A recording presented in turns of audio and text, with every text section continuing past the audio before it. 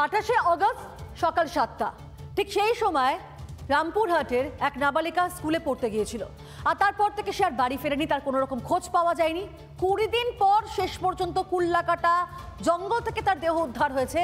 পরিবারের কাঠগড়ায় তার শিক্ষক এবং সে অভিযুক্ত শিক্ষককে গ্রেফতারও করেছে পুলিশ। রামপুরহাট থানার বনহাট গ্রাম পঞ্চায়েতে কুল্লাকাটার কাছে থেকে উদ্ধার হলো সপ্তম শ্রেণীর ছাত্রীর মৃতদেহ। নৃশংসভাবে তাকে খুন করা হয়েছে বলে প্রাথমিক তদন্তে পুলিশের অনুমান।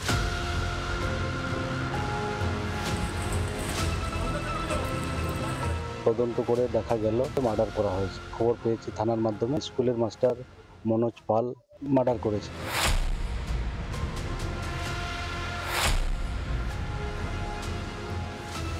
আজ ভোরবেলা কুল্লাকাটা গ্রামের জঙ্গলে স্থানীয় বাসিন্দারা ওই নাবালিকার মৃতদেহ পড়ে থাকতে দেখেন।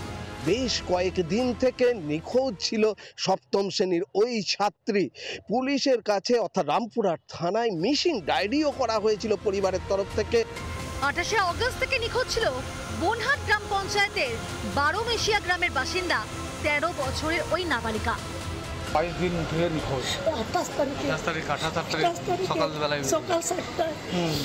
তখন সেদিনও গিয়েছিলাম। কোথায় ছিল তখন? সকাল 7টায়। প্রাইভেট আছে পুরা কিছু। হ্যাঁ, রামপুরহাট আছে গো প্রাইভেট পড়তে আসে। যে টোটোই করে আসে নাকি? টোটোই করে।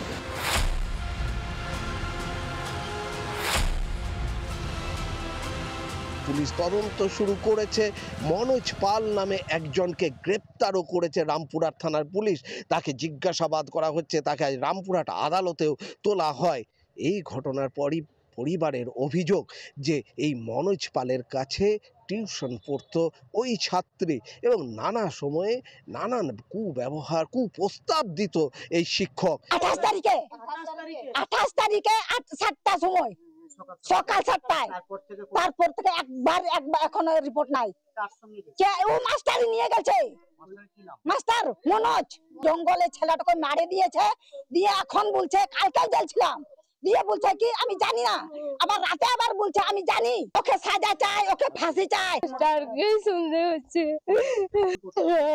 স্কুলে পড়তো, এখন মাস্টারে ফাঁসি চাইছি। নাবালিকার দেহ উদ্ধার করে রামপুরহাট মেডিকেলে ময়না তদন্তের জন্য পাঠায় পুলিশ। বীরভূম থেকে মনোরঞ্জন চট্টোপাধ্যায়ের রিপোর্ট, রিপাবলিক বাংলা। নানা ধরনের কন্টেন্ট দেখার জন্য লাইক করুন, শেয়ার করুন আমাদের ফেসবুক পেজ, সাবস্ক্রাইব করুন আমাদের ইউটিউব চ্যানেল। পাশাপাশি অন্যান্য ব্রেকিং নিউজের জন্য অবশ্যই চোখ রাখুন রিপাবলিক বাংলায়।